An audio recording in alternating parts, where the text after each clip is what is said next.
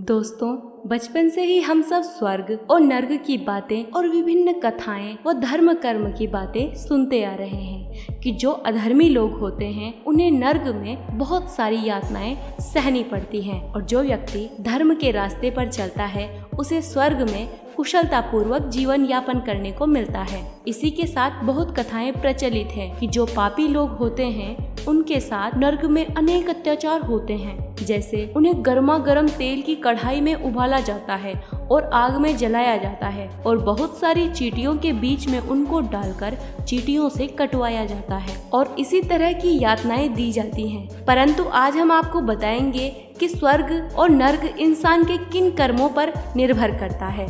तो नमस्कार दोस्तों और स्वागत है आपका हमारे चैनल में। तो वीडियो के अंत तक जरूर बने रहिए। तो करते हैं वीडियो की शुरुआत। एक गांव में एक बूढ़ी महिला रहती थी जो कि बहुत ही सरल स्वभाव की थी और भजन कीर्तन में लीन रहती थी। उस महिला ने अपने जीवन में कोई भी पाप नहीं किया था और जब उस महिला का अंतिम समय आया तब यमराज उस महिला के प्राण हरने उसके पास आए और यमराज ने कहा कि तुम्हारा अंतिम समय आ गया है, अब मैं तुम्हें अपने साथ लेने आया हूँ। तब महिला बोलती है कि आप मुझे कहाँ ले जाओगे, स्वर्ग में या नर्क में? यमराज बोलते हैं कि मैं ना ही तुम्हें स्वर्ग में ले जाऊंगा और ना ही नर्क में, मैं तुम्हें सीधा प्रभु के पास ले जाऊंगा। तब महिला यमराज से बोलती है कि इस संसार में मैंने सिर्फ स्वर्ग और नर्क की बातें ही सुनी हैं कि जो अधर्मी लोग होते हैं उन्हें नर्क भोगना पड़ता है और जो धर्म कर्म में लगे रहते हैं उन्हें स्वर्ग भोगना पड़ता है। परंतु मेरे मन में यह जिज्ञासा है कि स्वर्ग में जाकर लोगों के साथ क्या होता है और नर्क में जाकर क्या होता है। फिर महिला यमराज से बोलती है कि मेरी आपसे एक विनती है कि मैं पहले नर्क और फिर स्वर्ग दोनों देखना चाहती हूँ। तब यमराज कहते हैं कि तुमने अपने जीवन में कोई भी पाप नहीं किया है, इसलिए मैं तुम्हें पहले नर्क में और फिर स्वर्ग में और उसके बाद भगवान के धाम ले जाऊंगा। और फिर यमराज उस महिला के प्राण हर के अपने साथ ले जाते हैं। तब सबसे पहले उस महिला को नर्क दिखाई देता है। नर्क के प्रवेश द्वार पर पहुंचते ही महिला को कर्कश ध्वनियां सुनाई देती हैं और वहां सारे लोग रो रहे थे, बिलख रहे थे और बहुत ही कमजोर थे। ऐसा लग रहा था कि इन्होंने कई वर्षों से खाना नहीं खाया होगा और वह सब बीमार हो चुके हैं। तभी महिला की नज़र नर्क के बीच में रखे एक स्तंभ पे पड़ा, जो स्तंभ 100 फीट का था और उस स्तंभ के ऊपर एक पतीले में स्वादिष्ट सुगंधित खीर रखी हुई थी और वह खीर इतनी स्वादिष्ट थी कि उसकी सुगंध उस महिला तक आ रही थी। तब महिला वहाँ एक व्यक्ति से पूछती है कि तुम्हारी ऐसी हालत क्यों है? तब वह व्यक्ति बोलता है कि हमने कई दिनों से खाना नहीं खाया है। तब वह महिला बोलती है कि यहाँ इतनी स्वादिष्ट खीर है, तुम इसे क्यों नहीं खाते?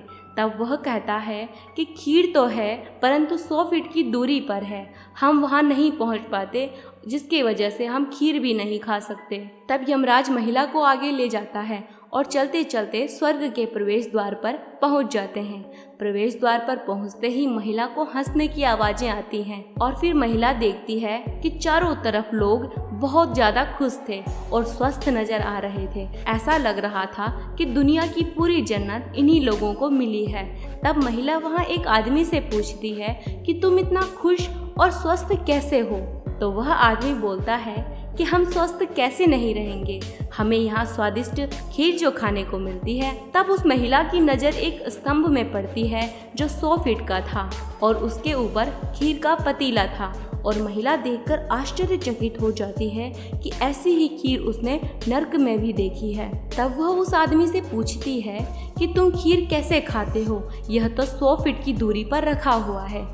तब वह आदमी बोलता है कि 100 फीट की दूरी पर रखा हुआ है तो क्या हो गया, हम सब ने मिलकर लकड़ियां इकट्ठी करके एक सीढ़ी बनाई है और जैसे ही हमें भूख लगती है तो हम सब सीढ़ी के द्वारा बारी बारी से स्तंभ पर चढ़ जाते हैं और भर पेट खीर खाते हैं।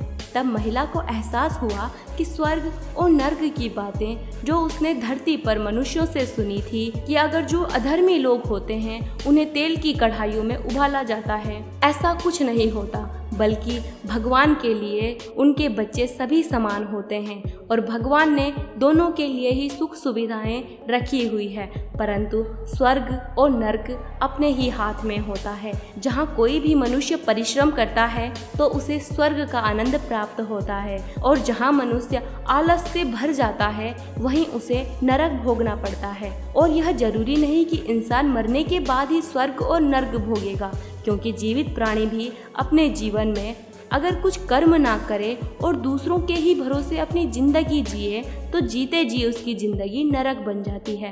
और वहीं कोई मनुष्य अपनी जिंदगी में हर काम परिश्रम से करता हो और धर्म कर्म में लगा रहता हो तो उसे पृथ्वी पर ही स्वर्ग की प्राप्ति हो जाती है। तो दोस्तों, आपको आज की कहानी कैसी लगी हमें कमेंट करके ज़रूर बताएं, और ऐसी ही रहस्यमयी जानकारियों से रूबरू होने के लिए सब्सक्राइब करें हमारा चैनल। और अगर आप यह वीडियो फेसबुक पर देख रहे हैं तो हमारा फेसबुक पेज लाइक और फॉलो ज़रूर करें। धन्यवाद।